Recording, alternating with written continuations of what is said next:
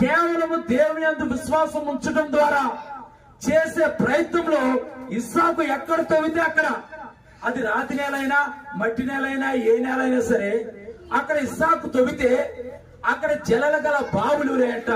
నీవు దేవుని యందు విశ్వాసం ఉంచి ఆయనే నా జీవితానికి పరిష్కారము, ఆయనే నా జీవితాన్ని కట్టేది, నా సమస్య కంటే గొప్పవాడని ఆయనని నువ్వు ఎప్పుడైతే నమ్మి విశ్వసించి ఆయన సన్నిధిలో ప్రార్థిస్తావో, నీకున్న సమస్యలన్నిటి నుంచి ఆయన విడిపించే గొప్ప దేవుడే ఉన్నాడు. దేవునికి మహిమ కలుగును గాక. ఇస్సాకు ఆ దేశమందున్నాడే విత్తనం వేసి ఆ కరువులో 100 ఫలము పొందాడంట. హల్లెలూయా.